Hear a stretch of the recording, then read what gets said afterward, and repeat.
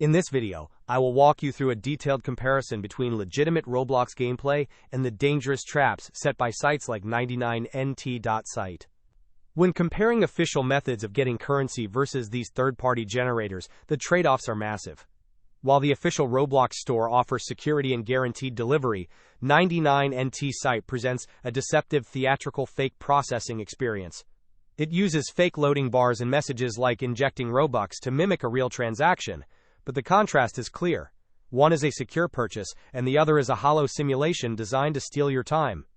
Unlike the real game, this site forces you into endless offer wall loops, requiring surveys and app installs that generate revenue for scammers while delivering absolutely zero rewards to the player. The biggest contrast lies in account safety. Official Roblox systems run on encrypted servers that no external site can access.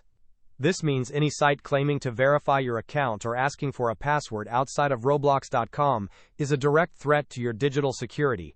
Scams like this often lead to credential theft or the installation of adware and spyware disguised as human verification downloads. If you've interacted with this site, the priority shifts from gaming to recovery.